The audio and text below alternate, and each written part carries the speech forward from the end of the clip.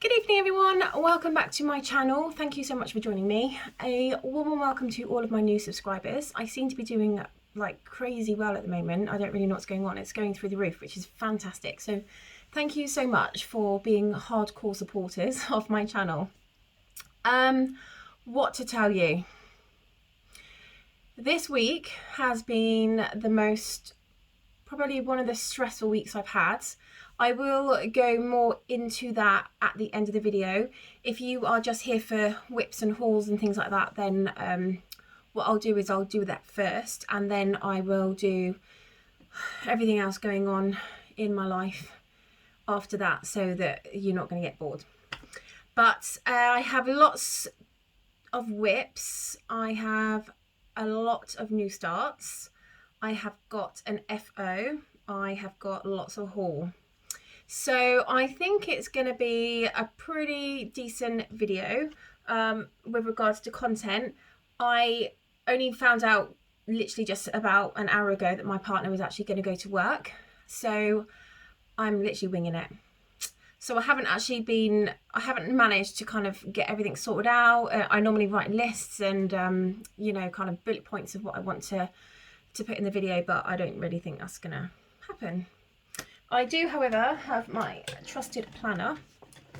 So the hour that he gave me that he was leaving, I thought I would get all of my stitching figures in, the days that I've spent stitching, what I've been stitching and how many stitches I've got. I don't tend to do hours because, you know, sometimes I can sit all day and do a project, but I won't actually be at the sofa doing the project like for the whole entire time. You know, I might just get up and make a sandwich or go and do something else and then come back. And you know, for me, having to kind of put in the times that I start, the times that I finish, when I sat down, when I got back up, I can't deal with that. So I have got January's plan. So that is basically everything I've done for January. So this is basically my projects, and you can't probably read my writing because it is so tiny. But all of that is whips. So on the right hand side, I've got what I've worked on, how many days I've worked on it, and the number of stitches I've done. So it just means that I can keep this updated. So I've kind of put February's in there, but I haven't actually got anything at the moment for February. I have started some bits and bobs for February, but I haven't actually written in what I've done. I tend to do it at the end. What I tend to do is I take a picture after I've finished working on a piece of work, and I take a picture of how many stitches I've done. So when I go back through all of my photos, I can have a look at the details and find out what date they were that I stitched that many, and then I literally just fill in the blanks. Okay, I stitched 354 stitches on the 12th of January on some Soucis, for example. So for me that just works. But I have bought quite a lot this month. I have had a really good month stitching. The lockdown is still very much an ongoing thing, so I'm actually only doing my first job in the morning, which means that I have so much time to stitch, which is fantastic. And I feel like I'm getting blinded by that light in front of me. If I don't have a proper light, yeah, see, I can't see anything because of the light. But if I don't have a proper light in front of me, then, you know, you can't see me. I'm really sorry about all of the crap that's behind me, you know, that way. I've just been doing a lot of planning stuff. As well as doing my cross stitch and reading and stuff like that. I don't know if you're interested, but I do, I kind of set my weeks out. So that's like the first week in January, the second week of January, and then I just write down kind of rough things of what I'm doing. That's obviously blue because that's when Biden got into power. So really happy about that, and I'm really sorry if you're Trump supporters. Don't take it personally. I think it's just personal opinion and who you like. That's the next week. Oh, I love this one. That's the next week. Yeah, no, they're all kind of samey, but you know, I kind of, and this is coming into February now, so we're now in February. So, but that's that's what I love to do. I've got so many stickers and like gold foil stickers and things like that, and lots of washi tape, and I want to journal, but I want to journal, but I am not the type of person that can just sit and write like pages and pages and pages. I just want to kind of go, right, this is what happened today. It was either really great or it was really rubbish, or someone pissed me off at work, blah blah, or you know what I've been going on this week, which I will share a little bit later. But anyway, I'm rambling, so I will get on to the hauls. I tell you what, I've got an FO, so I'll start that first. So I have finally finished this beautiful bookmark. Now it's an FO, it's not an FFO, because I haven't done the tassel. Now the reason I haven't done the tassel is because I didn't know what colour to go for. Now ordinarily I would check my stash, which I've done, and out of those 3 colours, whichever one I've got in my stash I would just use, but I haven't got any of those colours in my stash, so I have to buy a colour. Now I mean obviously I've got all 3 of them in all of my whips, but I don't really want to be going into my whips and taking out, you know, quite big chunks of flosses, because they're pretty much kitted up. When you do tassels you have to kind of wrap it round and round and round and round, so you do end up using quite a lot of floss, and I would rather just keep what I've got for my whips, knowing that I've got enough floss and I don't have to worry about colour differences. So I just want some help. I don't know what to do. I'm kind of going towards, I think I'm going towards like the lighter blue, you know, like the electric blue. I think that's a really nice colour. It's either that one or it's the turquoise, but I thought that would be nice, the electric blue, because the turquoise and the dark blue are going around the border. So what do you think? But anyway, that is pretty much almost finished, and I've got like a really beautiful backing. It's I don't know if you can see any sparkle, but it's kind of a sparkly foam, just covers my awful back. Actually my back's not too bad, to be honest, it's all right. And I did this on 32 count 1/1 full cross, and I think it's come out really nice. I do like it.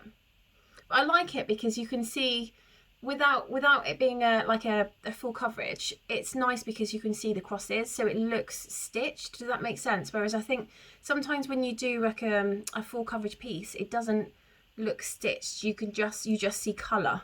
You can't actually see the X's, and I think that's nice because it actually looks like homemade. So that's really nice. So that is my FO, and that is my only FO at the moment, but we are working towards another one, hopefully. Okay, so oh god, I've got so much to tell you and so much to do, and I don't even know where to start. So right, I was trying to figure out another way of storing my threads for all of my whips. Now I've got probably about 12 whips on the go now, which you won't know anything about because they weren't all in my video last month. These are a lot of new starts. Now I don't really want to have those boxes. I don't even know where they are. Hang on a second. Oh. Right, so okay, let's get a neat one because that's trash. Okay, so I've got like, I don't know how many of these boxes. I've got loads of these boxes, about 7. But the problem with these boxes is that they take up a lot of space, and I really struggle with space. I just don't have much space at all. And what I was doing is I was kitting up my individual projects into individual boxes, so I had 1 box per project. But then what I was finding is like I was, you know, not running out of a colour, but realising I didn't have a colour, and then I was like stealing it from another box. And then what I found is that when I would, you know, carry on with one of my projects, instead of getting the box that it relates to, I'd go with like all 6 of my boxes. I'd have all 6 of my boxes surrounding me, because at some point somewhere in one of those boxes is the colour I'm looking for. So I'm trying to figure out a happy medium of storage, and I went on to, I think it was Cross Stitch Unlimited, and I asked some people about, you know, what they're using, and a few people came back with that they were using like these, I don't know what you'd call them, they're like not Filofax, I've got it written, I've got what I bought written down, binder clips, right? Okay, so if you've got like an A4 binder, you can buy binder clips. Now these I think are like 3 inches, and what I will do is I will list these down in the description box, but these are fantastic. Now if you buy them from DMC, it's like £4.75 for one, but I bought 12 for like £5, £4. So I've got my individual projects. I mean, you in a minute, well, okay, that I don't really know what's happened there, but okay, that's embarrassing, so I'm not going to show you that one. Another project, and oops, I think I've got stuff hanging off that, hang on. And then another project, and then another project, and another project. So this is now my go-to of what I'm using, and what I do is I put them all on this binder.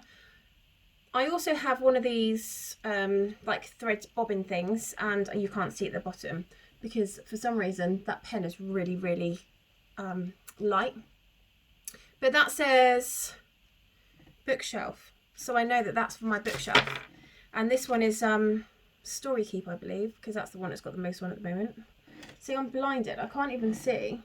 Yeah, Storykeep. And yeah, these are all of my individual projects, but the problem I've got now is, how do I store these? I mean, I guess I could chuck them all in a box, couldn't I?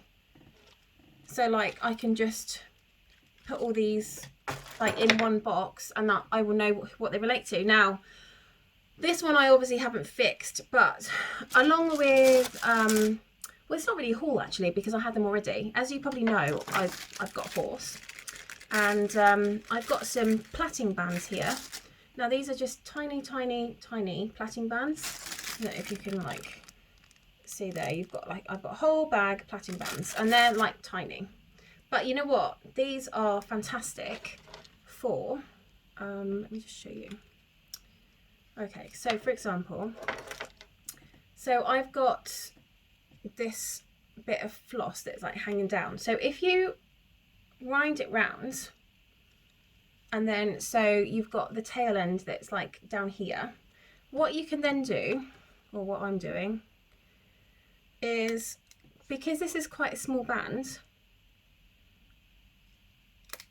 I'm literally just popping it over to keep it nice and neat. And then what you do is you end up with, I mean, that's so cool, isn't it? I like that. Oh, I was hanging it. You can't even see, I was like putting it in the ceiling. But yeah, I mean, I like these. I think they're great, and I don't even know now how much of the others you saw, because I don't know how high I was holding it stupidly.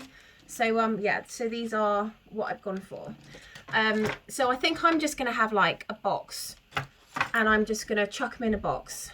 I mean, these are great because you can just, so I've got the DMC number. I don't know if you can see, yeah, there you go. I've got a DMC sticker there. You've already got the hole. You stick it on your binder, binder clip, and then you just close it. I mean, that's fantastic. So I have got, I've got quite a lot of them. I think I've got 12, and then I've got here some more. So that was a brilliant, I love that. That's a brilliant buy. So I think I'm just going to buy a box, and I'm just going to stick them all in a box. I can't seem to get all of my boxes in a box because they're so big, so I can get so many, and then like I have to get another box and another box, but I can fill one box with quite a lot of them. So I think that's just gonna like help my storage issue until I've got a nice office crochet craft room, which I'm really, cross stitch craft room, which I'm really looking forward to. Right, blah, blah, blah, blah. Okay, so that was that. The other thing I bought was, I've got a couple of grind guards. So this is one of them. They're really quite pretty actually, and I'm not going to show you this one because this is a new start. Oh god, I showed you anyway. So right, okay, let's go up like that. Okay, so it's basically exactly the same, but it's grey, which is really pretty. I got that from Etsy. I got both of them from Etsy from the same person. The only thing that I would say is, if you have got a project where you've got quite a lot of material, excess material, luckily the ones that I'm using these for, I haven't got a lot of excess material. They're quite skinny here. I don't know if I've got another one to hand. Yeah. Okay, so look at the difference between that one and that one. You've got a lot more depth. So what I'm finding is I can only really use this on the projects where I've got, you know, not a huge amount of excess. But you know what, it's fine. It does a job. I mean, I've had this one for ages, but I tend to put this one on the bigger projects, because if you're winding up your excess fabric, you just want to make sure that it's in there nice and secure. So I bought some grind guards, and I've got a few new starts on the go. So I bought some floss for that. But one of my new starts is, I tell you what I do, I will show you the new starts first. But before I do that, because they all kind of run on the back of each other, I have got some project bags. So I haven't had any project bags through like the whole time of doing any cross stitch. So what I've done with these is I've tried to marry up like the colours, because I'm just really sad. So Storykeep's got a lot of red in it, so that one's in a red project bag. Bountiful Bookshelf, I think that was kind of like the only one that had like orange in it. So I've got Grace Faces, which is in the beautiful pink one, because I use a lot of pink in that one, and then there's a lot of kind of purpley pink in that one. Alternative Reality, I've got a lot of blue. So I've kind of been really sad, and I've got yellow in that one, and I've kind of married up the colours. But it's just nice, isn't it? I love colour, and it's just about being that bit more organised. But anyway, so I also got those from Amazon, and they're all very beautiful colours. I think I got 10, and they were like a £5 or £6 or something like that. They were really cheap. And it just means that I can have some of my work on Q-snaps, and I can have some work in the ones that I'm not working on can be in the project bags, because what I'm finding is I'm running out of Q-snaps and I haven't got anywhere else to put my work. So I thought I would keep all my work nice and safe and everything in there. With that, I also bought some more Q-snaps. I bought 2 11x17s and one more 11x11. So I've got some more Q-snaps. And I was going to show you. Okay, so this is a new pattern that I've bought. It's a long dog sampler, and I think this is the new one that's come out, and I didn't realise it had, because I asked people to spam me with their project that they were doing of this one, so I could see what they're doing colour wise, and you know, if they're changing colours, because it's a monochromatic design. And a lot of people came out saying, well, it's just come out, so you need to give people some time to stitch it. And I was like, oh right, has it? So it must have been that the time that I went online to have a look, this must have come up, and I can't actually remember seeing it before, because I like it so much. I would have bought it, I know I would have done. So this is a brand new one that's come out on Long Dog Samplers, and it's a brand new one to me. So this is called Resistance. Resistance is Futile, and I love that one.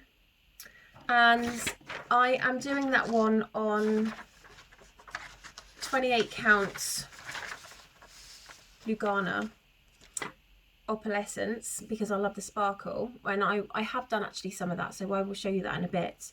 But I had to then buy the fabric, so I bought some of that fabric, so that's also a haul. And I am doing it but I always use CXC thread anyway, but I'm just using like this beautiful fuchsia colour pink, and this is 917 because I love that. I mean, how gorgeous is that colour? It's just beautiful. It does look a little bit different in the camera than it does like here. It just looks, I don't know, it looks a bit brighter. But yeah, so I will show you that when I go to do my whips. What else have I bought? Can't even remember what else I bought. I've done actually quite a good job this month of buying stuff. I think that's it. I did actually list out what I bought because I know that I'd forget, and as I'm winging it, I didn't really want to forget anything. So that is my haul. I think that's it. That is it of haul. So whips. Right.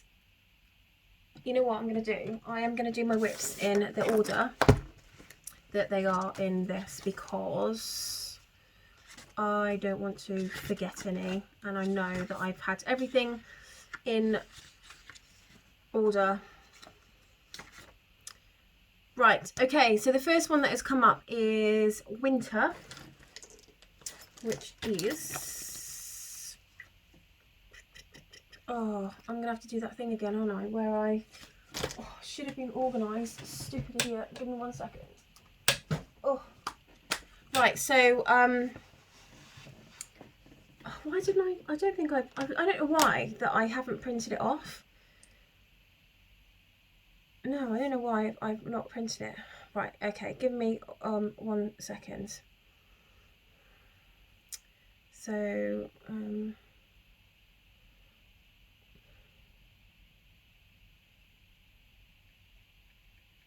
just gonna go on here a second. And it's a cricket collection. My alarm's just come up. I don't know why my alarm's just come up.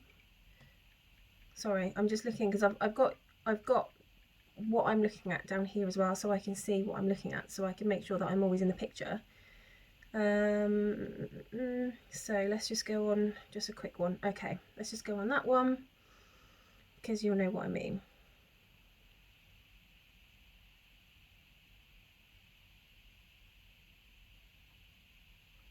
Okay, why isn't that not getting bigger?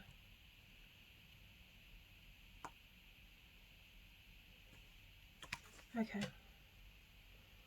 Okay, so the cricket collection winter is that one. And I know you can't really see it very well there, but I'll promise you next month I will make sure that I've got that printed out so I don't have to do that again. So this is where you saw it last month.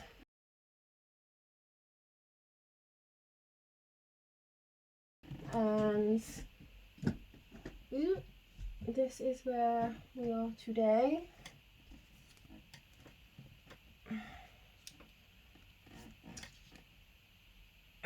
Okay, I don't know if you can see that very well. So I'm doing this one on 28 counts. I think this is chromatic. It's from Chromatic Alchemy, and it's called cumulitis or something like that. So I liked it because it's got like that kind of very wintry, kind of snowy, beautiful blue colour. And I just thought that it just would go really well with that design. I can't tell you how many stitches I did on it. However, I can tell you how many days I worked on it. So I worked on it for 3 days. So I mean, it's not a horrific amount of work. It's not great. It's not amazing. But yeah, so I don't know why. Give me 1 second. For some reason my alarm is come up on my phone, and I don't know why it's done that, and I can't see anything on my screen because all it's got is this big white box that says snooze or dismiss alarm. So what I'm going to do is I'm just going to pause this video a second, and then I'm going to come back to you and I'll edit that bit out. Bear with me 1 second. Right, and I'm back in the room. Okay, so yes, so winter got 3 days. I think I'm probably going to be on track for getting that finished by the end of the month. I really want to get it finished by the end of the month because then we go into spring. So March is spring. So I want to start the spring one from Cricket Collection. So I don't really want to be spending too much time on this one. But yeah, I absolutely love it. Love it, love it, love it. So that is that one. Oh, my nemesis. Storykeep.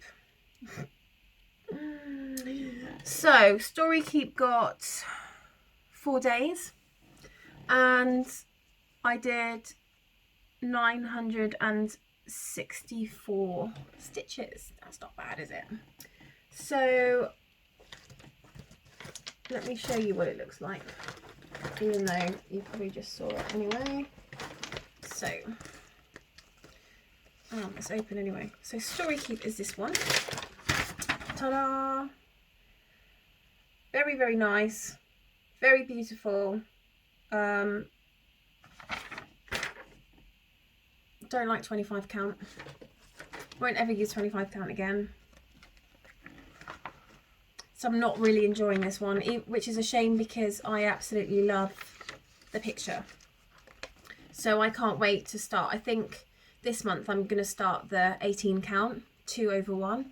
And I'll give you updates for that one. But I am going to continue doing this one because eventually I want to be able to do a video on, you know, the difference between the two, 18 count, 25 count.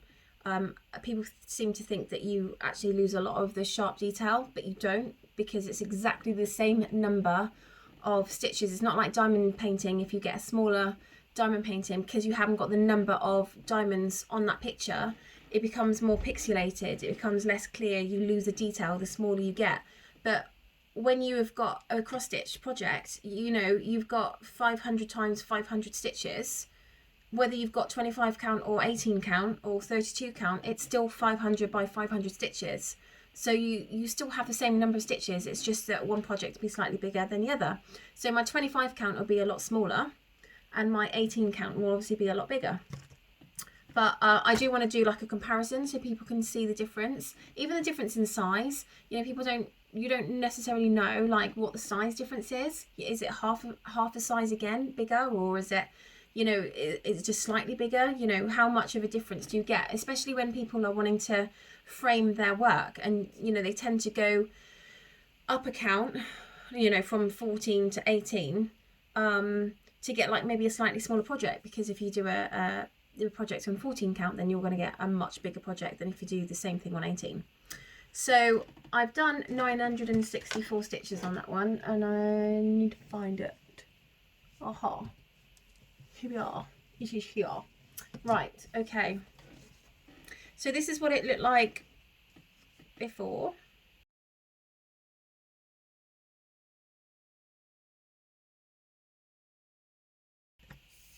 And this is what we have now. So I've started working on like this bit down here. This has got like a hell of a lot of confetti. I mean, it hasn't got as much confetti as some projects, but it does have a lot. So I was getting bored with confetti, so I decided to do some bits down here, which is more solid colour, bringing everything down. Now, as I park my threads, I think what I'm doing, what I tend to do actually is I'll park my threads. So for example, I'll do all this bit down here, and then I'll have a load of park threads down here. Then what I'll do is I will stitch all of my park threads, and I'll show you actually a little bit on one of my other projects because you can see it clearer. And then I'll have lots of stitches everywhere, but I won't have loads of park threads everywhere. And then I will continue down, I'll fill in the area, and then I'll be parking my threads as I'm filling in the area again. And then I'll take all those park threads, and then I'll just use up all those park threads and start moving down. So I think that's going to be the plan for that one. I am trying desperately not to keep it in rotation, because I know me, I know that if I don't get it out for like, you know, a month or two, it will end up being something that gets put to the side and I won't ever stitch it. So I am mindful that this one has got to be stitched as well. So it's always going to be in my rotation. I think I'm going to stitch that one. I might touch that one every month just so I know that I'm making progress, because I actually want to get rid of stitching it. I just want to get it done because I don't like it. Right, so that is that one. So that was Storykeep. And then, oh my god, see, I can't even see because it is blinding. Bookmark. Okay, so this, oh, bookmark. Bookmark is the one I've just shown you, so let's forget that. I don't know how many stitches I did on that. I just finished it, but obviously that's not in Pattern Keeper, so I can't tell you. I can tell you that I worked on it for 2 days though. There we go. Twisted Band Sampler. I love this one. Worked on it for 3 days. I don't think I did too badly actually. Let me find it. Okay, here we are. So, Twisted Band Sampler is by Northern Expressions. And it is this beauty here. So it is very nice. Love, love, love that one. And I am doing that again on 28 count Lugana opalescence, so like pearl opalescence, so it's sparkly. I tend to do most of my samplers on sparkly material because I think if you're going to see the material, it's quite nice to have a bit of texture there. So this is what it looked like last month.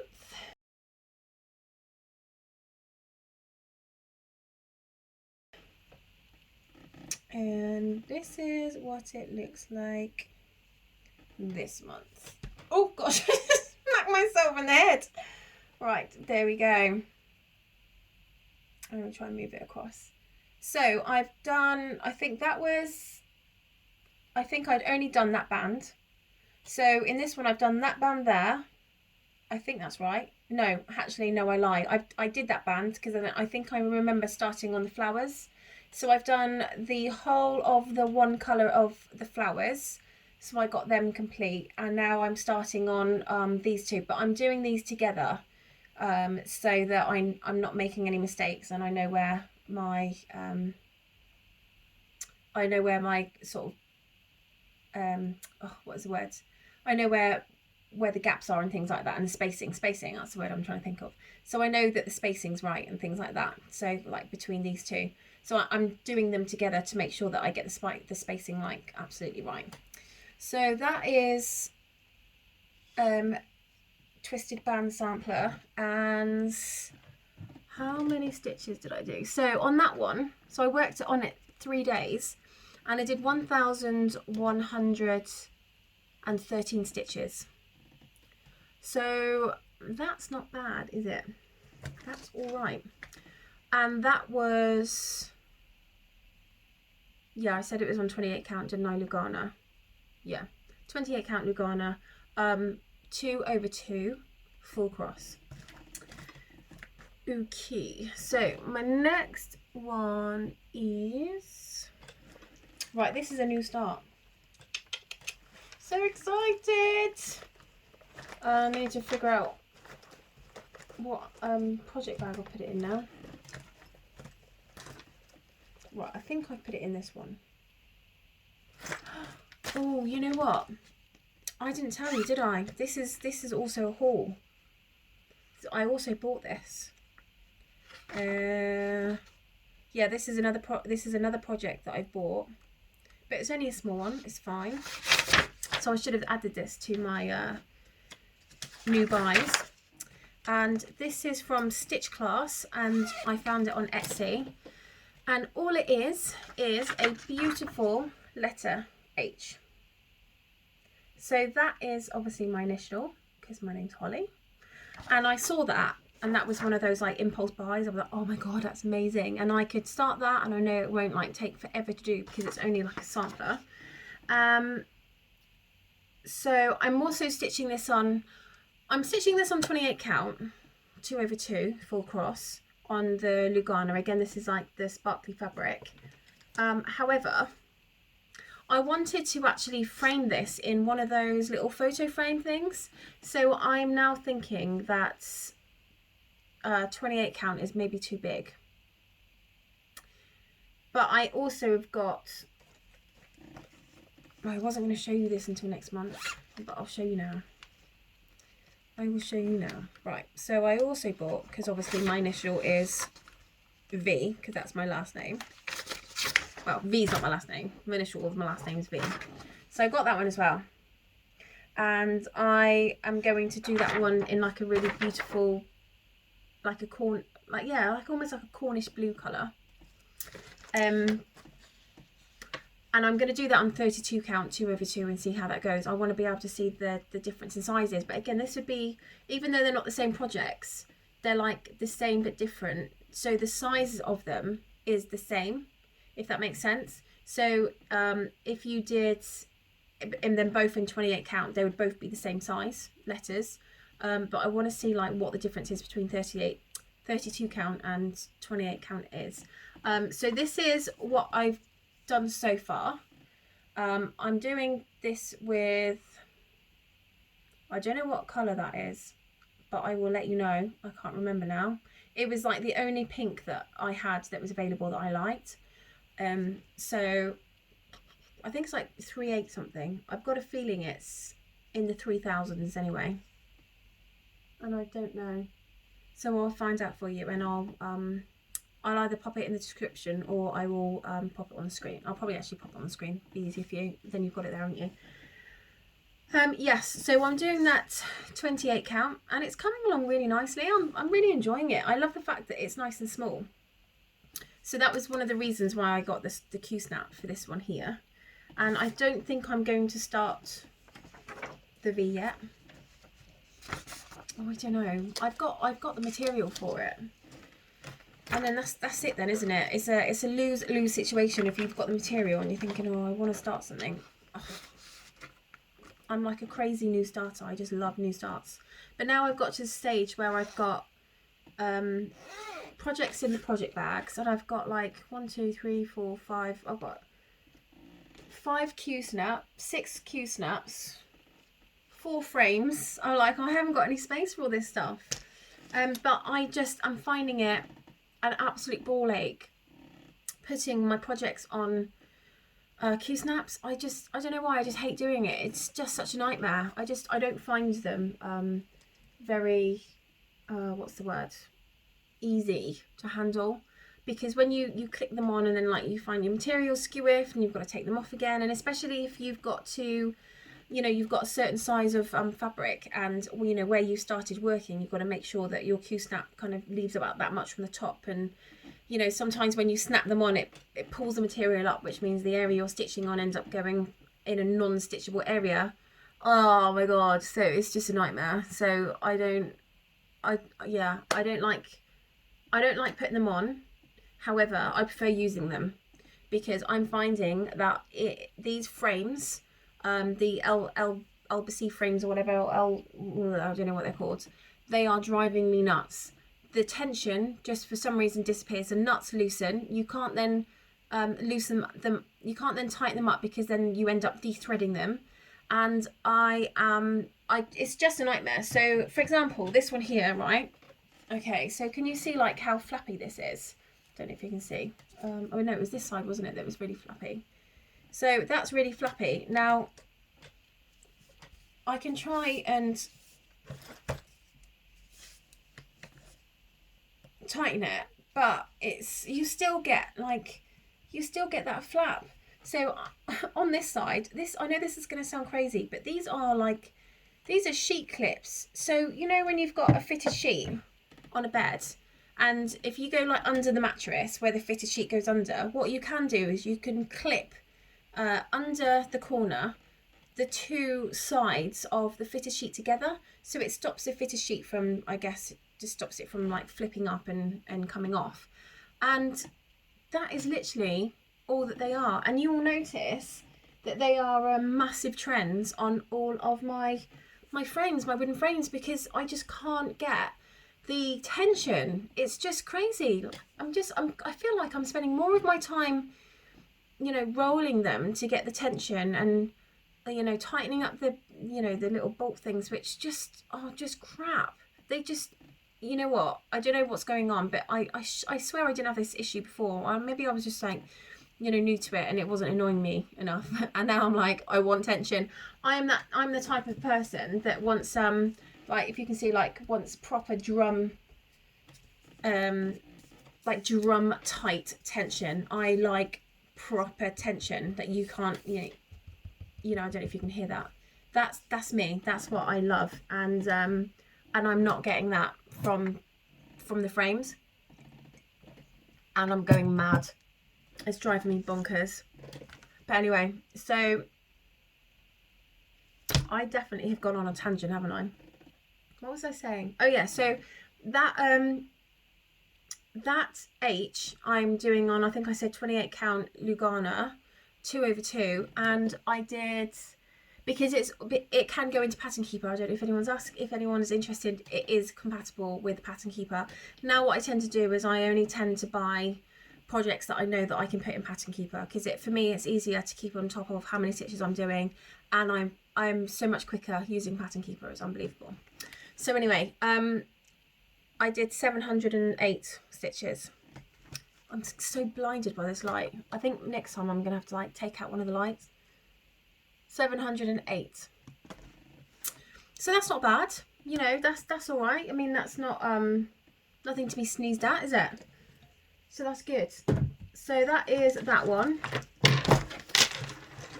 The next one is, I mean, you're going to be like, oh my god, she's done so much. So just to give you an example, 1 2 3 4 5 6 7 8 9 10 11 12. I worked on 12 projects. So some are new, some are old. And I did 7,661 stitches this month. And that's quite impressive. So that's that is that one. So yeah, I'm really pleased with my progress this month. It kind of makes up for the disaster car crash that I had last month with not having any stitches done. Okay, so the next one is Alternative Reality. Another one I absolutely love doing. So I love these project bags, they're great. So here we are. Just being organised. I love being organised and tidy, and just knowing that everything is, and everything's just put in their place, and I love that. So this is Alternative Reality. This is a Heaven and Earth design, and it's by Josephine Waugh, one of my absolute favourite artists. And I'm doing this on 18 count. 2/1 full cross, which is my go-to fabric size in full coverage. The reason I do that is because I like a slightly bigger project, because all of my projects are going to be displayed on walls, so I want to be able to have, you know, a decent size finish. So this is where I was last month.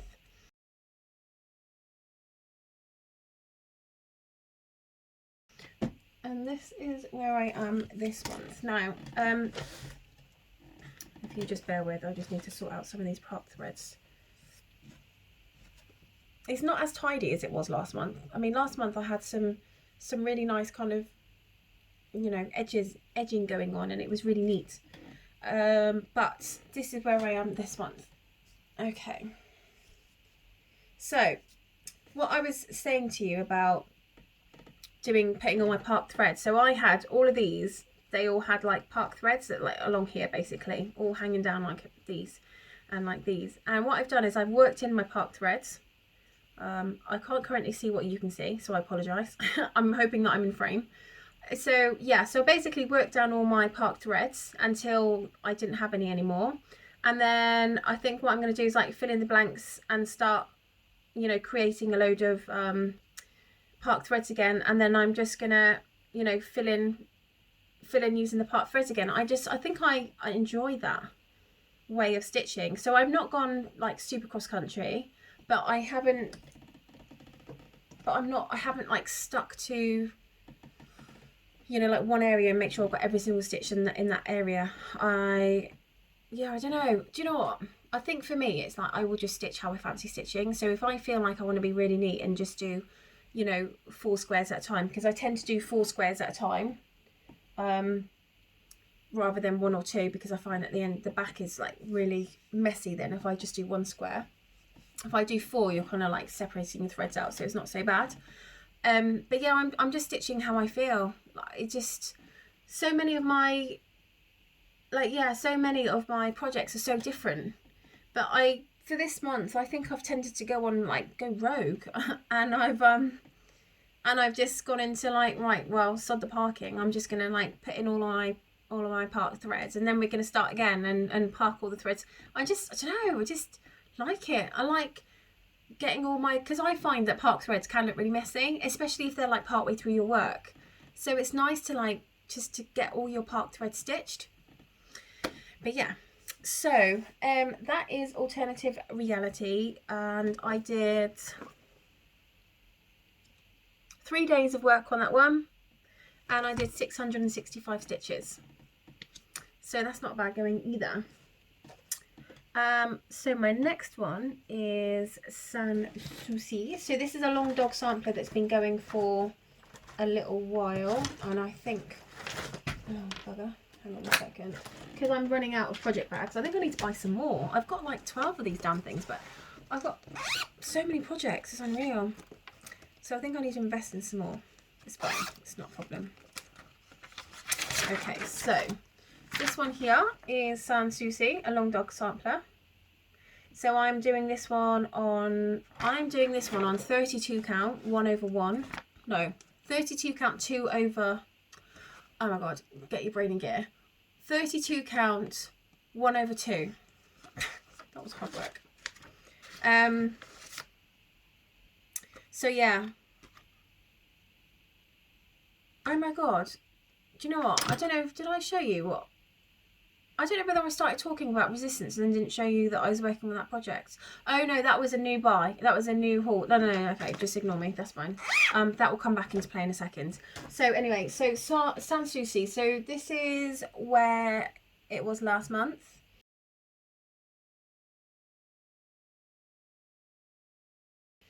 And this is where we are this month. I think that is not bad progress. I think we're doing all right. It's coming together really nicely. So that's what 1/2 looks like. Let's see if I can get closer to you. I mean, that's not completely hideous. Oh, hang on, let me go down a bit. See what I mean about not being able to see? And how beautiful is that sparkle? Sparkle. Gorgeous, isn't it? Really beautiful. So progress on that one hasn't been completely awful this month. I found that was a project that was sort of taking in, if I had an hour here or an hour there, it wasn't actually getting like focus. So this month, because I've had a bit more time, I thought, right, I want to kind of not make it a focus piece, because, you know, it's not a huge project, but I wanted to kind of really give it some time, because I wanted to kind of show like there was a difference. I mean, the worst thing is like showing something month by month and like the difference is minimal. But I'm happy with that. I am really impressed with that one. And I ended up working on that 2 days. And I did 537 stitches. So that is not too bad. Okay, so I've got really itchy nose. I'm so sorry. Okay, so the next one is my new start. My resistance, which I have shown you before. Which is kind of, I don't know if you can see it through there, but it's that one. And I am doing this one 28 count 2/2 Lugana opalescence pearl sparkly, whatever you want to call it. And obviously I haven't got anything to show you last month, so I will just show you what I've done so far. And you know what, I am bloody loving this colour. I am absolutely loving it. Look how gorgeous that is. That's so beautiful, isn't it? So again, I can't see what you can see, so I'm hoping and praying that that's in focus and B actually in the camera.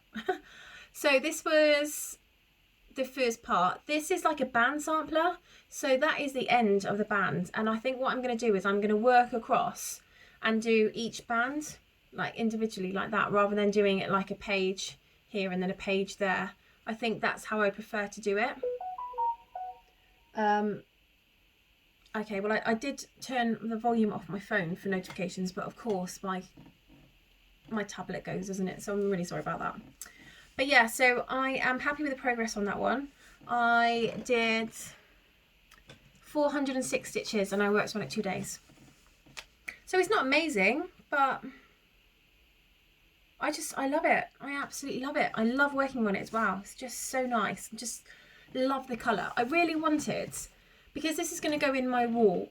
In my wall? It's not going in my wall. It's going on my wall. This is going on my wall in my bedroom in my my house in the States. And I just wanted something to pop, like really, really pop, like be like in your face colour. And I've got a lot of light pinks, a lot of light greys, like different colour pinks. And I just thought, you know what? I just need to go for something crazy, something loud. And I was trawling through Instagram and I came across someone's work, and I cannot for the life of me remember who it was, but they were doing pandemic using 917 as well. And she'd done like, I think she'd done all the pages for the top layer. I think she was doing all the pages at the top, and then she was going down the next page and the next layer and doing those pages, and she was just going to work down from the top.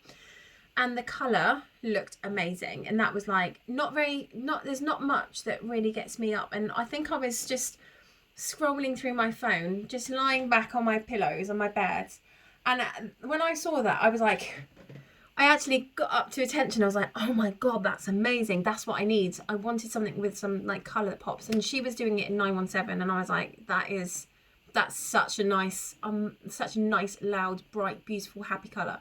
So yeah, so I kind of stole that idea, and I'm really happy, really, really happy. So that's really nice. So that is, you know, I'm running out of space on there. So that is another project that I have started. Okay, next. I don't even know how long this video. Okay, this video has been going almost an hour. I'm really sorry. Okay, Grace Faces. We all love a bit of Grace Faces. So I've been really good actually. This month I've made sure that I've worked on every single project that I've got that was old school, and then kind of filtered in my new projects, the ones that I'm working on anyway. So I've actually got this project in here because I've finally run out of Q snaps. So there you go. Right. So this is another Josephine Wall project. This is Grace Faces 2. I have an enough design. Obviously that is like, it's a full coverage in the design, if that makes sense. So I'm doing that on 18 count. Doing that 2/1 because I do all of my full coverages in 18 count. And this is what it looked like last month.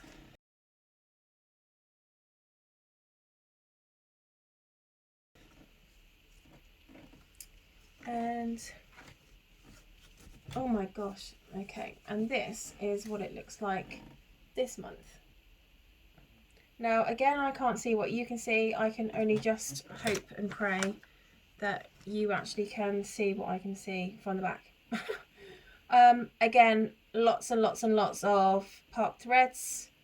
So I think what I'm going to do is start working those park threads down. But you know what, I love the neatness of it. It's really neat, isn't it? I love how like sharp these edges are. I just think it looks really nice. But yeah, I do also find that if I'm doing like cross country where I'm putting all of my threads in, or working all my threads, my park threads in, I'm finding that actually it's quicker to stitch. Oh, what I did do this month as well, I don't know if you can tell, is I worked really hard on getting a lot of those extra stitches that I needed to get in here. So I don't know if you, even if you can see. So I had a lot of stitching in here that I needed, like lots of like a stitch here, a stitch there, stitch there, stitch there, two there, two there. And I worked really hard on getting that done this month. So I can kind of finally start, you know, working down on that properly. And I think that's the only reason why I don't like doing like the cross country, because I find that what you end up doing is leaving stitches behind, and you think, oh, I'll get to that in a bit, and then you do it for more. You do one, and then you do it for another, and then for another, and then before you realise, in the body of your work, you've got lots of rogue stitches that you haven't actually stitched, and then you need to go back and you need to stitch them. So it's just adding to time, isn't it? Right. Okay, so that is that one, and I don't know if I told you, I did 2 days work on that one, and I don't even know if that's 383 or 883. I think that's 383 stitches on that one, so that's not too bad. Right, Bountiful Bookshelf. Okay, so I did have this up until I was working on this one. I did get it in this project bag. The amount of material, because I'm doing, again, this is 18 count 2/1, and it's 999 stitches by 700 and something stitches, I think. So the piece of material is humongous. So I thought, okay, well, it's going to be such a shame if I want to then, like, you know, take it off my Q-snap because I want to work on something else, if I can't get it in my project bag. But you know what? I can get it in my project bag. It's just all about... So I've just had an issue with my camera. So when I looked over there and I was like, what's that? It said that my phone had overheated and it couldn't play my camera anymore, which is really bizarre. I've never had that. And I honestly think it's because when I was playing my camera, I had like the flash on my camera showing as well. And it is so bright. And I think just over time, it's heated up my phone. So what I've done is I took a break, a very short break. I went downstairs, made myself coffee, and I chucked my phone in the freezer. So that was all right. About 5 minutes and it was fine. But yeah, so now I can carry on. So now I've got to figure out... Oh, I forgot to put sugar in my bloody coffee. Right, now I've forgotten what I was talking about. I think I was talking about size of material in Bountiful Bookshelf. Yeah, so basically, because the project is so massive, actually, do you know what? It's probably getting a lot of heat from this light as well, so I'll move that light down a bit. And my radiator's on as well. That doesn't really help, which is basically underneath my phone. But anyway, so yeah, so this project is like 999 stitches by 700 and something stitches. So I just wanted to make sure that it would go in this project bag, and it does. It goes in really well. You just have to be really like savvy at the way that you fold it, and you just got to make sure that when you fold it flat, and it's fine. So blah, blah, blah. So this is Bountiful Bookshelf. Okay, so Bountiful Bookshelf got 2 days, and I did 808 stitches, and I am doing this on 18 count 2/1 because it's a Heaven and Earth design. It's by Amy Stewart. Yes, it is by Amy Stewart. I had to think then. I've done this. I put it actually on a bigger Q-snap, so it's on a 17 by 17 Q-snap. I'll tell you what, it's half fuss. It's really hard to stitch because I've got a Lowry stand as well, so it sits on my Lowry stand, so it connects onto my Lowry stand. But the thing is so big that it's like, it's really difficult to like stitch. I'm finding that I'm doing a lot of because I sometimes stitch two-handed and I sometimes stitch one-handed. I mean, depending on what I'm working on and what Q-snap I'm on and blah blah, it depends on, really it depends on, you know, how I stitch. So with this one, I tend to kind of come in and then I go around the back and go up through the back and then put it out the front, and I'm just doing it all one-handed. And I'm finding it, because it's such a big item, I've got a lot of movement with my arms, so I'm like, oh god, I get some of this project done and I'm like hanging out, like my arms are hanging out their shoulders. Okay, that's another project. Let's just forward it. So 2 seconds. I think everything is going to disappear off my desk. So Bountiful Bookshelf. This is where you saw it last month.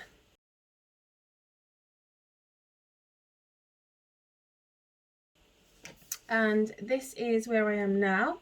So I am almost finished the 2-page. I did the same. I worked out, as you can see, actually this is probably a perfect example. I had lots and lots and lots of these threads, and I just worked down and I've just parked the threads lower. So I think I'm just going to carry on bang, bang. So this is page 1 and page 2. I think I'm going to carry on and do, I don't know what page that is, but obviously that's at the other side of whatever end page that is. So the reason being is because I am kitting this up. I'm kitting this up kind of page by page, okay? Now the reason I'm doing that is because I can't bother to fork out like £1,000,000 in thread.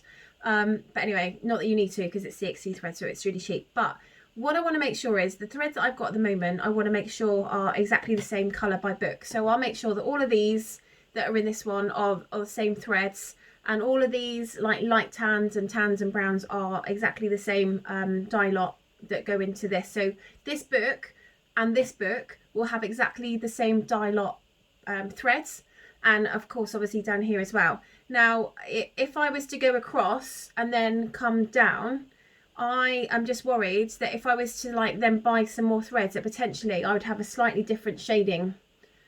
My colour would be slightly off with the book. So I'm doing every single book individually so I get the book finished, because then even if you've got a slight colour difference in another book, it should be the same shade, the same colour.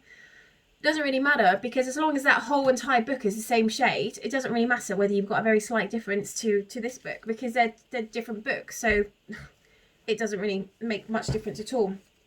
But I want to make sure that there's no colour difference in my books. But I mean, you can see like how difficult this is to like navigate, and because my Q-snap is massive, it doesn't go in my pillowcase. I've got like a pillowcase that I try and semi keep it nice, and I'm gonna put that over there. From like, I try and keep it quite, you know, ungrubby, so protected, but it's very difficult, very, very difficult. Right, so I did 2 days and 808 stitches on that one. And so the next one is, this is a new start. This is another bookshelf one, but this is not Bountiful Bookshelf. This is the my new start from the project I got last month. So this is this one here, and this is by this is also an Etsy bought one. It's New Dream Stitch. So that is that one. So I told you last month that I have got some like really beautiful books, which are the Penguin Clothbound classics, because I love to read and I love all the classics. So, you know, I'm reading at the moment Great Expectations, because I never read that at school. I've never read Charles Dickens, but I'm really enjoying this book. And I've got like a lot of the Pride and Prejudice, Jane Austen books as well, because my brother bought me some Jane Austen books for Christmas, which is really lovely. So when I saw this project, I was like, oh my god, that's amazing, I have got to get that.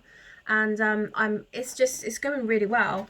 I started stitching this this month, and I've done 1,175 stitches,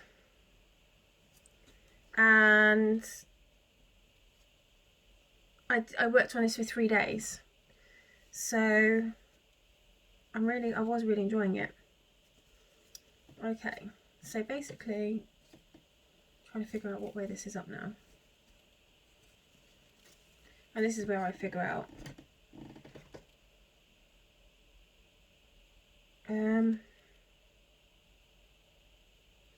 okay, so I'm not entirely sure the reason why that is in like the middle of that. Can you see? I don't know if I go down. That is like literally in the middle of that piece of fabric.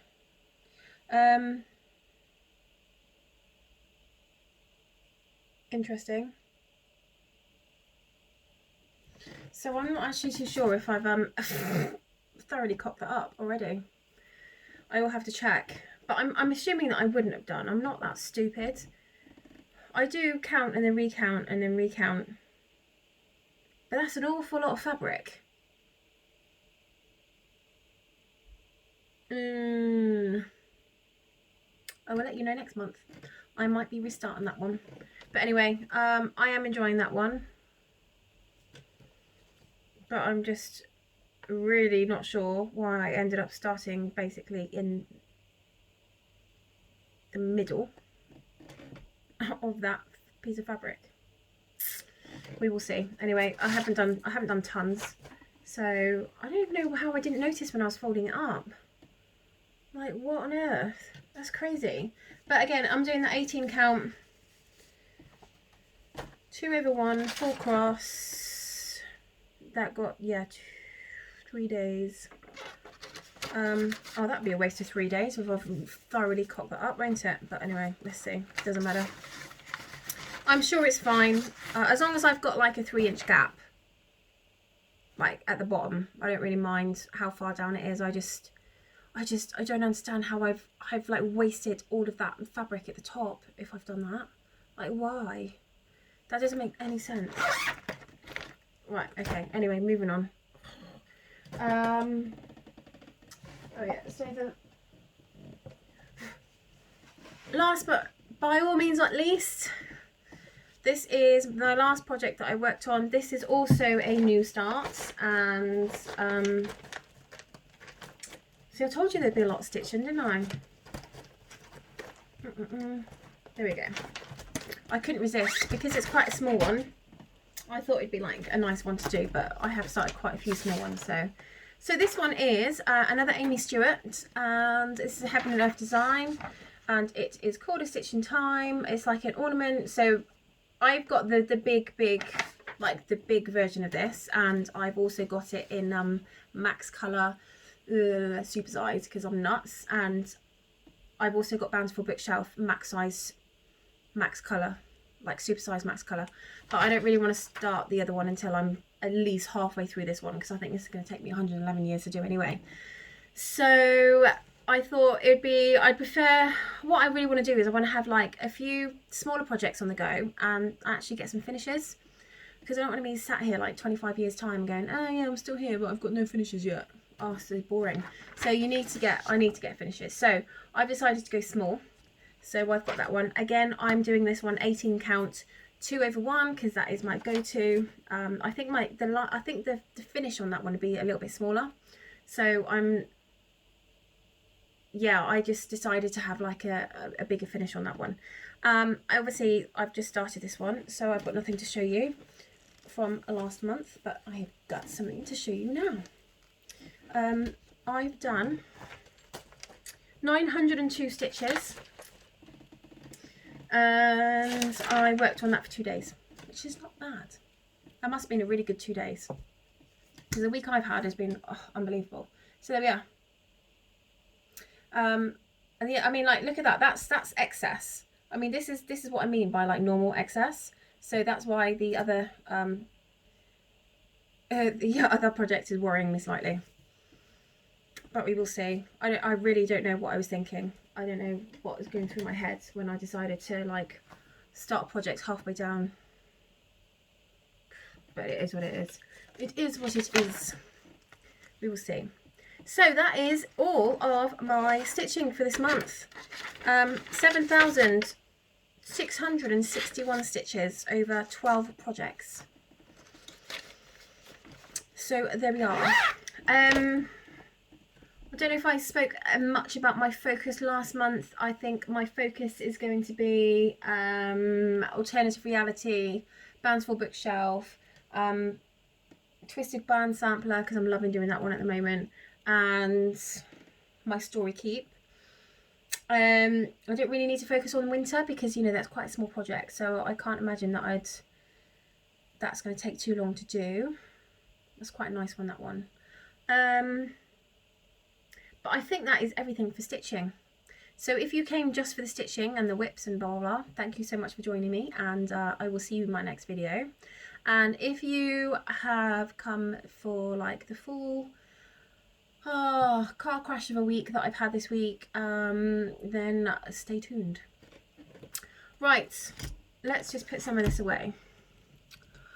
I'm so glad I made a coffee, because for what I'm about to tell you, I need a very strong coffee. Or actually something stronger, but for whatever reason, I've not been able to get out of the house to be able to get anything stronger. So, it all started probably about 2 weeks ago when my car battery started playing up, and it was just super cold. I obviously have got a really old battery, and I start work on Fridays at 6 o'clock in the morning, and I spent like a lot of my mornings out there like trying to jump start my car, because for whatever reason my car wasn't starting. I think like the alternator is charging the battery. I know that for a fact, because if I leave my engine on, then the next day it starts. But I didn't really work that out until, you know, a little bit down the line. I mean, yeah, I don't really know why. I think in my mind I thought that the car actually had to be physically running, not actually just static running, but it had to be moving running for it to charge the battery. So I didn't even think that it was, you know, that it was a thing to kind of just leave your car running. So I had real issues with like starting my car. And my next door neighbour, God bless him, he lent me this it's like a compressor machine and a battery like thing. It's just so you don't need another car. So basically you can just jump your car without the use of another car. You can do it off this thing, right? So anyway, so I'm kind of jumping my car using this thing, and I'm doing it like, I'll come back from work and then I'll go down the yard and I'll have to jump it to go down the yard, and then I'll do my horse, and then before I leave the yard I'll have to jump my car to get it back. It's just like, it is proper on the floor, dead. So anyway, a guy rocks up to the yard who I know. I know him anyway, and he's just bought a new wheelbarrow for someone, and he said, you know, just kind of asking around, has anyone got like a pump that I can pump up the wheel for the wheelbarrow? And I was like, oh well, I've got one of those, you know, those compressor things that is just like a compressor, you know, it's air basically, so you can pump anything up. Unbeknownst to me, the plonker, instead of like asking me to help him get like, there's like a little bit of a pulley down bit, he used one of the teeth that clips onto the battery terminals, you know, that you put like red on red and black on black. He used one of the clips, and he must have pulled it with such force that he broke the plastic where you've got the teeth. So now I'm left with this thing that isn't even mine, that is snapped in half, and you can't even get a you can't really get like a connection with the battery. So it was completely useless to me, and I was like, oh my god. And you know, I didn't even notice until the next day, because I'd actually done quite a good run that day. I think I'd had to end up going at M50 way to work, because it was really icy on the road, so that gave my car like a decent run. So I actually didn't need to, you know, to use it on my car until the next day. And it wasn't until I used it the next day and I was like, it did not even twig. I didn't even notice, and I was like, why is this not working? Why is it not connecting properly? And then I was like, oh my god, it was like literally hanging like this. Oh mate, I was just like, okay, so this isn't even mine. But anyway, luckily when I went down the yard, he was there because he was dropping his girlfriend off to do her horse. And I said to him, look, I'm not being funny, but I don't know whether you realise, but when you use this machine, I don't even know what it's called, like a battery terminal thing, you've snapped the teeth off the for the battery terminals that connect on. And he was like, well, I don't know what you mean. I was like, well, I can see because you could see by the flip down bit that it had lots of like jagged marks. So I could tell that he's obviously used that to get it down. And I gave it to him in perfect working condition. It was working fine. Nothing was broken. And he said, oh, it must have like broken when I put it in your car. And I'm thinking in my head, like, you have to put that in my car in some force to snap off, you know, the teeth thing. And then when I started looking at it, that's when I noticed the terminal, like the little flip down box thing which has got the cable, the air compressor cable. That's when I noticed that had lots of jaggedy lines on it. So I was like, okay, well, you clearly have tried to open this and then broke it and not said anything, just chucked it back in the car. You know, I was really annoyed because for one, that basically takes the piss a little bit, because, you know, you're leaving me. I've told you that I need this, and you're leaving me with no way of, you know, at least if you told me, I would be able to repair. But now I'm left with a car that I can't jump because the terminals don't make the connection. And then on the other thing is that it's not mine. So I basically said to him, like, you've got two choices. You either replace the tooth thing, I don't even know what it's called, the claw, or you buy me a new one, because it's not mine. This has got to go back to my neighbour, and he's given it me in good faith. And yeah, I mean, I probably shouldn't have lent it to him, but you know, I knew him. It wasn't as if like I didn't know him, and he was pumping up a wheel on his wheelbarrow. I mean, you can't go wrong with that, really, can you? So anyway, he went, oh, you know what, I don't want to fall out over this, because he is a friend. He said, just order another one, tell me how much it is, and I'll transfer you the money. So I was thinking in my head, oh yeah, like, in my head I'm thinking, okay, if you didn't break it, then you wouldn't be so quick to go, oh yeah, it's fine, I'll give you the money. Anyway, so, to be fair to him, he did. I ordered it, and because I'd have to order one anyway, it doesn't really matter, because I have to give my, the new one to my next door neighbour, because I have to give it him back working. So, from, to be fair to him, he paid me the money. He said, send me a text with your bank details and I'll send it over. And he did, like, within, like, 10 minutes of me ordering it. So that's fine. So that was the first drastic, like, drama issue that I had. And then, like, the second one was the biggie that has been going on over the last week.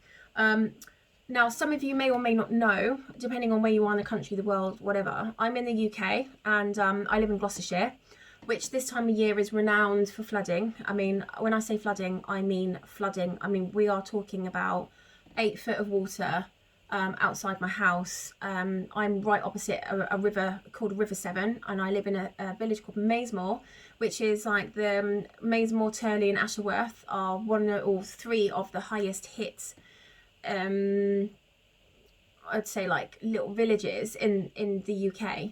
And what I thought wasn't actually going to be an issue, because we hadn't really had a lot of rainfall, ended up being a massive issue. So within overnight, the tide came up really high, and we borrowed next door's pump to pump out, like, the water that was in our garden.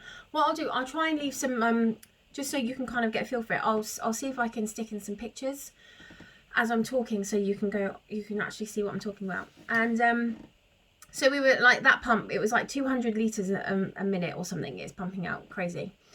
It didn't touch it. The water level was just rising and rising and rising. The first day it was fine, it rose, and then it went down. It didn't actually come into the house. And then the second day, but all this time I can't get to work, because where the river has risen and has flooded its banks, like basically broke its banks and flooded, like, our existing area, my car was parked on a quite high hill. So the water was, like, on the road all below it. So my car was safe, it's fine. But there was no way I was going to be able to get to work driving through that. And I also couldn't get out my house because, my gate was like 4 foot of water at my gate. And then it was probably a 6 foot of water the other side as well. Because we tend to have, like, obviously we tend to have less than the floodgates the other side. So anyway, the first night was fine. And then the second night was not so fine. I mean, we're talking about tidal heights of, the first night was 8.3 meters, and then the second was 9.3 meters on the Monday. So the Sunday didn't flood, but the Monday it did. Oh no, hang on a minute. So the Saturday, sorry, it didn't flood. The Sunday it went up to 8.6, sorry, and it did flood the house, but we were talking about, an inch and a bit. And then the Monday, which was, so we're Tuesday today, yesterday, it was like a 9.3 meter tide. So I was, like, panicking, trying to find out, is there any way that we can pump out some of this water, because my garden was completely and utter waterlogged. I mean, I had 2 foot of water in my garden, and then you kind of step down to go into like a pathway to get to the end of our gate. That was like 4 foot underwater.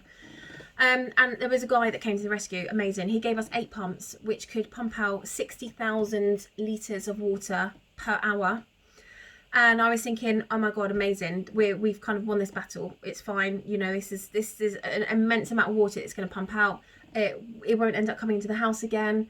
And the water level rose again up to 9.3. I think it was all night the pumps were working.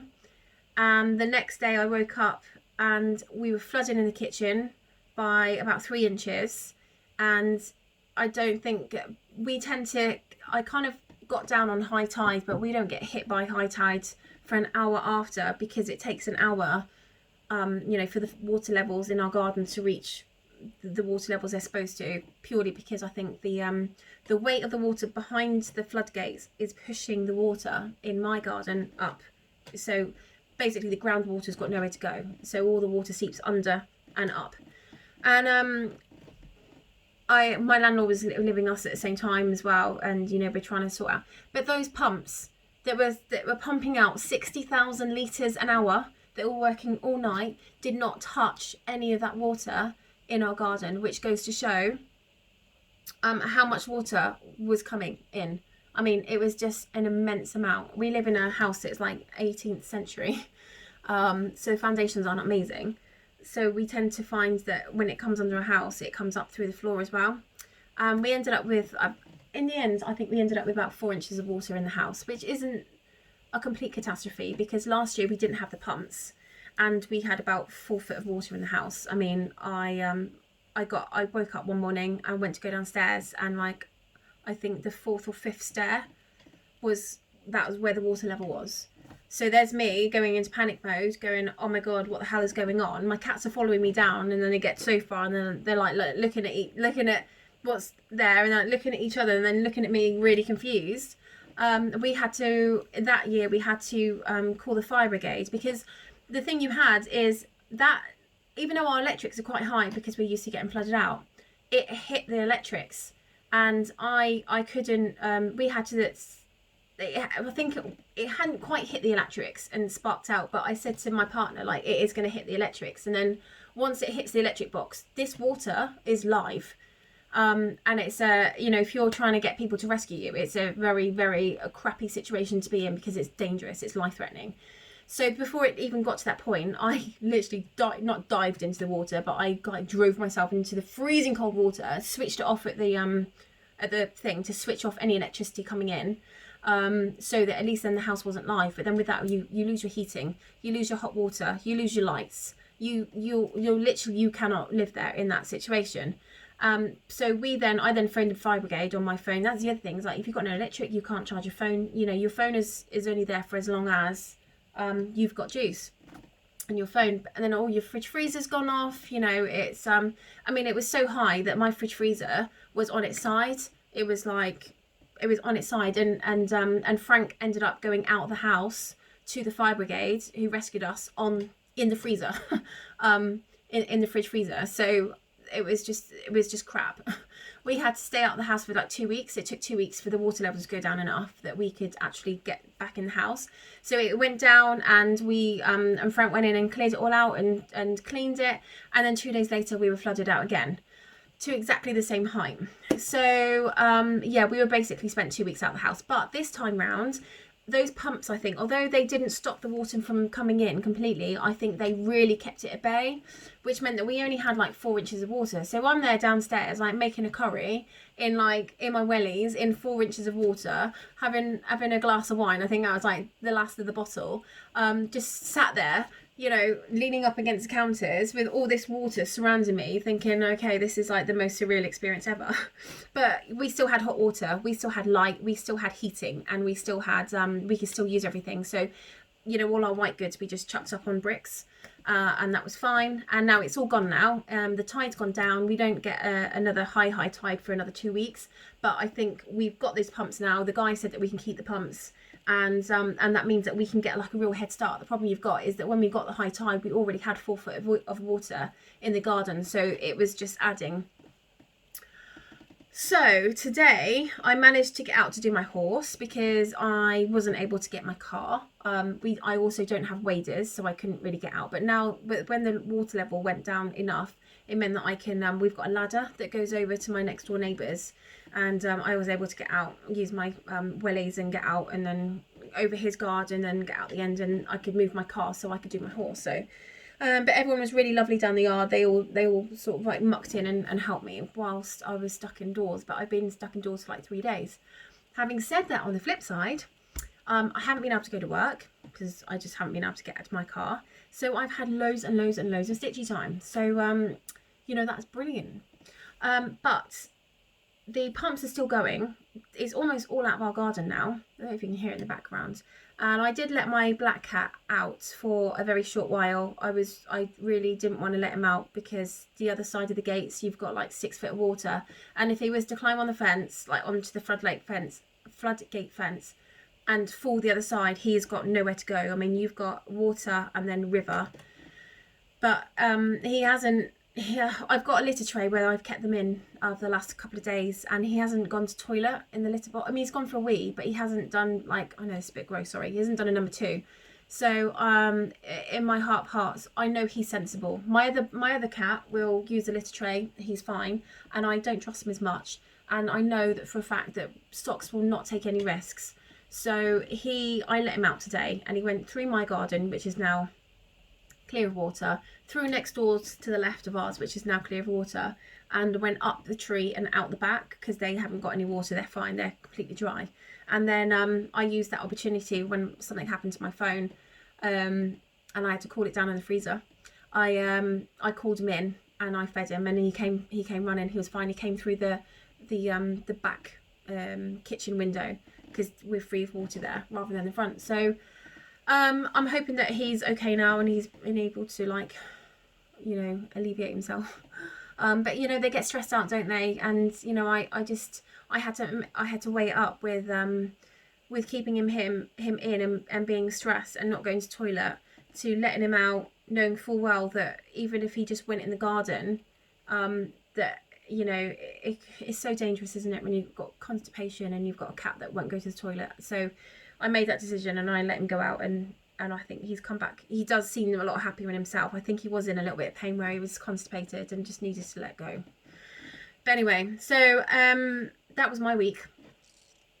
But other than that, I've got a lot of stitchy. So going forward in this next month, February, can't believe we're in February already, we are still very much in lockdown, which means that I can continue with you know, doing a lot of projects. I might start a few more, I don't know, see how I go. I like having quite a few projects on the go, because, you know, rather than going, right, I need 2 days on that, 3 days on that, 1 day on that, I just think, what do I fancy working on today? And you know what, it just means that when I do this video for you guys, you're not getting the same videos, you're not getting the same projects, the same videos like every single month, and it's a lot less structured then. So I thought that might be a good way of doing it. But I'm definitely going to work on alternative reality, Bountiful Bookshelf, winter. I'm going to work on the old school ones that I've got. I would like to start Storykeep in 18 count, 2 over 1, because I've been dying to start that in on 2 over 1. I love doing 18 count. It's my favorite. I find that when you use 2 strands on 18 count, it's not it isn't like really squished, which I find sometimes like 20 count can be, but also the project is slightly bigger in 18 count. It's just my favorite, and my go-to. So I want to start that, but I'm in my heart of hearts, I'm feeling like, okay, if I start that one, then you're not going to work on the other one, because you don't like working on the other one because it's on 25 count. But I think I'm just going to make sure that I drill myself to make sure that I at least get a couple of 100 stitches in it, even if it's only a couple of 100 stitches throughout the month. It's just, you know, chipping away, and eventually I'll get it finished. So I'm definitely going to start that one, I think. I mean, that might even be my only new start, to be honest, because I don't need any more new starts. I've got like 12 projects going already. Let me know what you think about the bookmark, and what colour you think that I should do. I do like the blue, because it obviously hasn't been introduced with a border of colour, and I just think that, you know, it would be nice. But you've got dark blue or you've got turquoise, so whichever you think would look good with that would be brilliant. If you can let me know, help me out with that decision, because I don't know. But yes, I think that is it for today. It's probably my longest video in the world, but I think I've got everything in. I had quite a lot of work today. I had quite a lot of stitching work this month, so, you know, ordinarily I would have had like 5 or 6 projects to show you, so it'd be like 45 minutes, but I bought quite a lot of stuff, and you know, I've got some new starts, and I've bought some new projects, and I've got a lot of projects that I'm working on, so I'm excited. I spoke to my dad yesterday, and we are just about to put a deposit on the stables for the States, which is amazing. Not too sure what when we can go, because it all depends on the travel ban. But I said to Dad yesterday when I spoke to him that I think it'd be a good idea if we put a deposit down, get them fabricated, because they've got to fabricate them, which takes about 6 weeks. So basically make them, because they make them to order. They don't just have like loads in a showroom. And then, so that will take about 6 weeks, and then they take about 8 weeks to get to us. So they need, really, before we go to the States to start building our barn, they need to be en route. So they need to be done. So I said to him, like, we need to put a deposit down. And, you know, I think the stable's probably costing us about £40,000 for the stable fronts, dividers. I've got 18 windows coming in, like windows for the stalls, so that they're not the blocked ones that open. You can open or close them, but they are see-through as well. So even if it's like a bit of a rubbish day and it was a bit stormy, you can close the windows, but they can still see out, and there's still plenty of light getting in.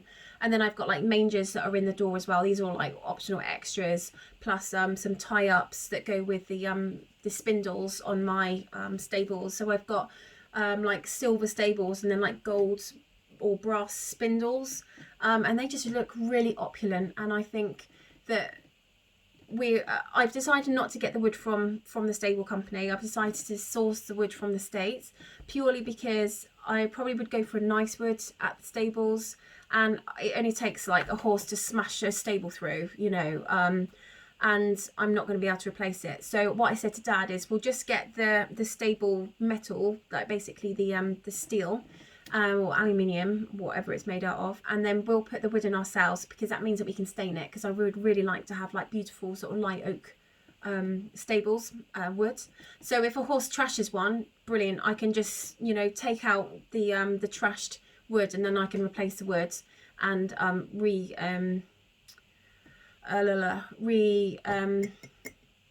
paint it, and then it will be like exactly the same. But the thing you've got with companies that produce the wood is that, you know, they don't always do the same one. So I was looking at bamboo. Bamboo is a very close colour to the oak colour that I was looking at, almost like a gold, not golden, but like a rustic oak colour. Looked really nice, and I was all for getting those because I thought they would look nice. And then when I spoke to my contact there about them, she said, oh, we don't do them anymore, we're not doing bamboo. So I just don't want to get myself into a situation where, you know, I have my first barn, because I've got 2 barns going up, but the first one's going up first and then the second one's going up second, and I want them to match. I don't want to have a situation where she's like, oh, well, you know, that wood that you bought 2 years ago for your first barn, we don't do that now.